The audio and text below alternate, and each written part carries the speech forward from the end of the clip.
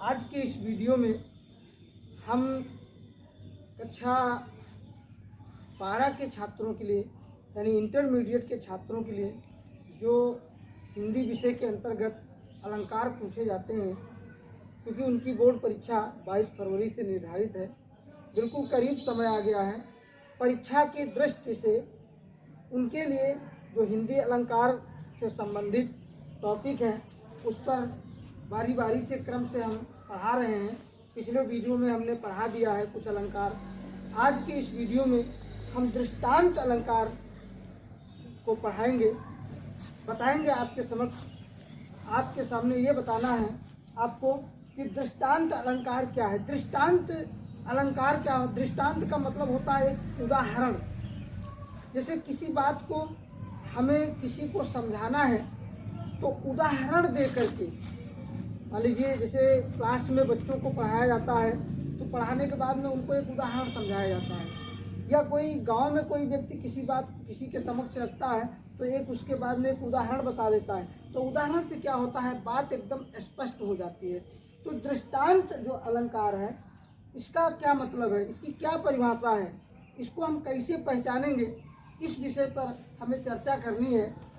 इसकी परिभाषा है कि जहाँ पर उपमेय और उपमान के, जहाँ पर उपमेय और उपमान के साधारण धर्म में, उपमेय और उपमान के साधारण धर्म में बिंब प्रतिबिंब भाव दिखाया जाए, बिंब प्रतिबिंब भाव दिखाया जाए, वहाँ दृष्टांत अलंकार होता है। दृष्टांत अलंकार क्या है कि जहाँ पर उपमेय और उपमान के साधारण धर्म में बिंब प्रतिबिंब भाव दिखाया जाए, वहाँ दृष्टांत अलंकार होता है। कहने का भाव ये है, इसको और आसानी से हम इस प्रकार से समझ सकते हैं कि ऐसी प्रत्यक्ष बात जिसे सब जानते हो या मानते हो, यानी कोई ऐसी बात हो जिसको सभी लोग जानते हो और या मानते हो, जहाँ पर जैसे कहा जाए कि जहाँ धुआं होता है वहाँ आग होती है। इस बात को सभी लोग जानते हैं कि जहाँ धुआं होता है वहाँ आग होती है, क्योंकि आग, जहाँ पर आग होगी, आग सुलगेगी तो धुआं तो उठेगा ही ना। इसलिए कहते हैं कि ऐसी बात ऐसी प्रत्यक्ष बात जिसे सब जानते हो या मानते हो, जैसे कहा जाए कि जहाँ धुआं होता है वहाँ आग होती है। इस बात को कह करके किसी ने कहा, जैसे रसोई घर, जैसे रसोई घर क्या है, तो रसोई घर में आग सुलगती है तभी धुआं उठता है। तो इसका मतलब क्या है कि ऐसी किसी बात को किसी के समक्ष रखा जाए, किसी के सामने प्रस्तुत किया जाए, जिसके बाद में उसको उदाहरण दे करके समझाया जाए, वहाँ दृष्टांत अलंकार होता है। जैसे कहा गया कि जहाँ आग होती है वहीं धुआं होता है। तो ये क्या है, एक उदाहरण है समझाने के लिए, लोगों को बताने के लिए कि धुआं कहाँ होता है, जहाँ आग लगी होती है वहीं धुआं होता है। तो कहने का मतलब यह है कि दृष्टांत अलंकार की परिभाषा क्या है कि जहाँ पर उपमेय और उपमान के साधारण धर्म में बिंब प्रतिबिंब भाव दिखाया जाए, वहाँ दृष्टांत अलंकार होता है। दृष्टांत का मतलब क्या है, उदाहरण। ऐसी प्रत्यक्ष बात जिसे सब जानते हो या मानते हो, ऐसी कोई बात हो जिसको सभी लोग जानते हो या मानते हो, जहाँ धुआं होता है वहाँ आग होती है। इसको सभी लोग जानते हैं, सभी लोग मानते हैं। तो इस बात को कह करके किसी ने कहा कि जैसे रसोई घर, इस बात को सभी लोग जानते हैं, तो वहाँ पर क्या होता है, दृष्टांत अलंकार होता है। दृष्टांत अलंकार के उदाहरण बहुत जो है दोहों में, कबीरदास के दोहों में पढ़ने को मिलता है, रहीम दास के दोहों में पढ़ने को मिलता है, जहाँ पर दृष्टांत अलंकार होता है। उदाहरण क्या है कि जैसे कहा गया कि करत करत अभ्यास के और जड़मत होत सुजान, करत करत अभ्यास के जड़मत होत सुजान, रसरी आवत जात ते और सिल पर परत निशान। ये दृष्टांत अलंकार का उदाहरण है।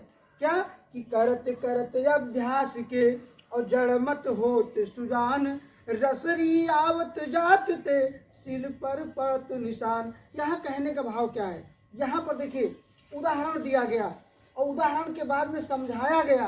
क्या समझाया गया कि करत करत अभ्यास के, जैसे जो है जो बच्चे पढ़ रहे हैं, लगातार कोशिश कर रहे हैं, तो कहने मतलब करत करत अभ्यास के, मान लीजिए कोई चीज़ है, कोई परिभाषा है, किसी विषय से संबंधित कोई चीज़ हमें याद नहीं हो रही, लेकिन उसको अगर हम लगातार अभ्यास करते रहें तो एक न एक दिन जो है वो चीज़ हमें जरूर आ जाती है। तो इसलिए कहा कि करत करत अभ्यास के जड़मति हो तो सुजान, यानी जो जड़ बुद्धि के लोग होते हैं वो भी सुजान हो जाते हैं, अच्छे बन जाते हैं। यानी अभ्यास करते करते जो एक कमजोर छात्र होता है वो भी एक दिन अच्छा बन जाता है। करत करत अभ्यास के जड़मत होत सुजान और रसरी आवत जात ते सिल पर पड़त निशान। यानी आप जैसे देखे होंगे कि एक जो कुआं, अब तो मान लीजिए कुआं का प्रचलन बहुत कम हो गया, जगह जगह पर हैंडपंप लगे हैं, घर में जो विद्युत मोटर लगे हुए हैं उनसे लोग पानी का उपयोग करते हैं। लेकिन कुआं पे क्या होता था, देखा होगा कि गड़ारी बनी होती है, उस पर जो है गड़ारी लगी होती है पानी भरने के लिए बाल्टी से, तो रस्सी से हम पानी खींचते हैं, तो जो वो गड़ारी बनी होती थी पत्थर की होती है या लकड़ी की होती है, लेकिन उस पर निशान बन जाता है।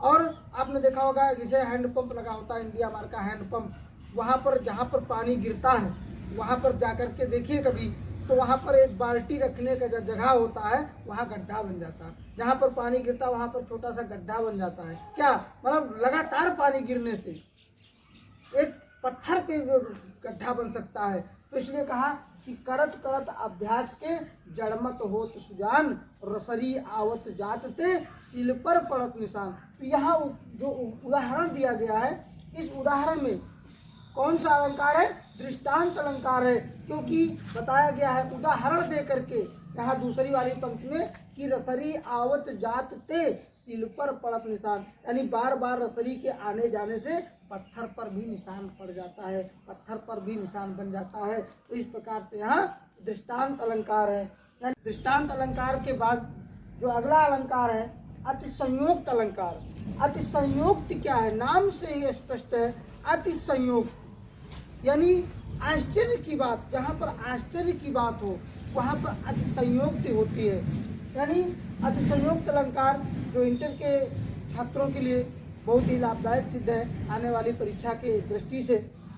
इसकी परिभाषा क्या है कि जहाँ किसी बात का वर्णन बहुत बढ़ा चढ़ा करके किया जाता है, जहाँ किसी बात का वर्णन बहुत बढ़ा चढ़ा करके किया जाता है वहाँ पर अति संयुक्त अलंकार होता है। जहाँ किसी बात का वर्णन, कोई बात हो, छोटी सी बात हो और उसको बहुत बढ़ा चढ़ा करके उसका वर्णन कर दिया जाए, छोटी सी बात को बहुत बढ़ा चढ़ा करके किसी को बताया जाए, वहाँ पर अति संयुक्त अलंकार होता है। यानी नाम से ही स्पष्ट है अति संयुक्त, यानी जहाँ पर आश्चर्य की बात हो, कोई मतलब सुने तो एक बार वो चौंक जाए, स्तब्ध रह जाए, अरे ये कैसे हो गया।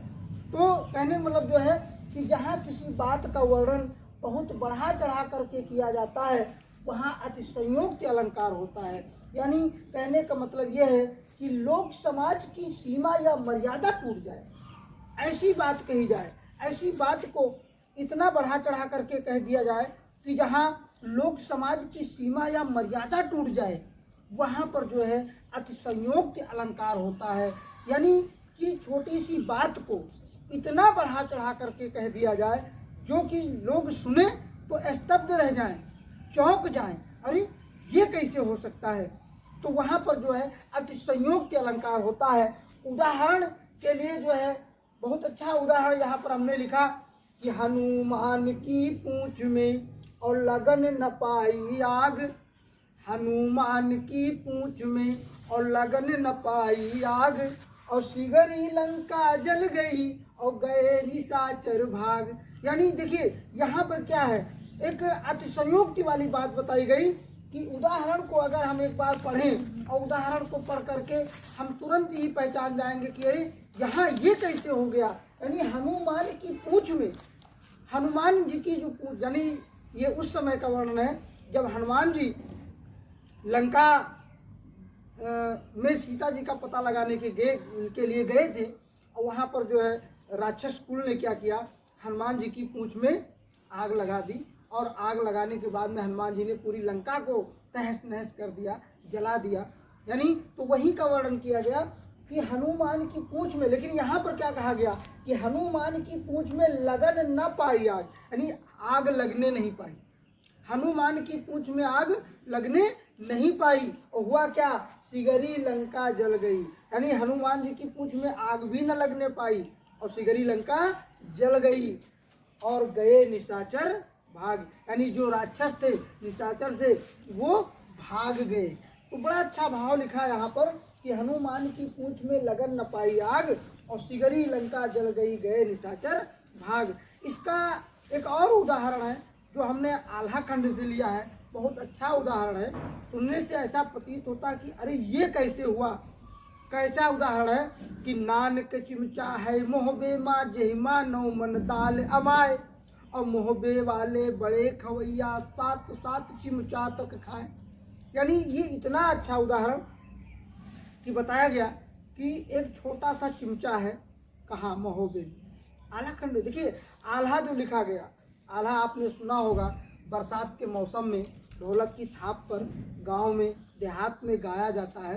तो वही आल्हा से लिया गया कि नान का चिमचा है महोबे में, यानी महोबे में क्या है, एक चिमचा है जो बहुत छोटा सा है, नान भरे थे, लेकिन कहा कि नान का चिमचा है महोबे में जहिमा नौमन दाल अमाए।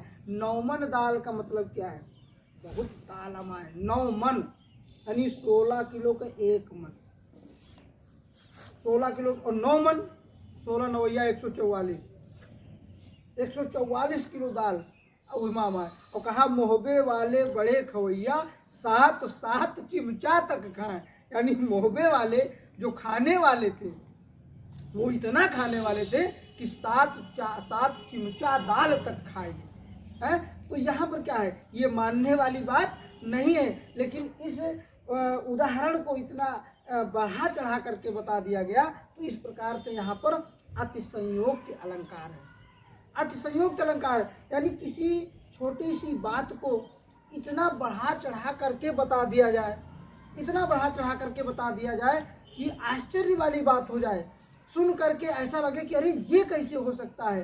तो वहाँ पर जो है अतिसंयोक्त अलंकार होता है।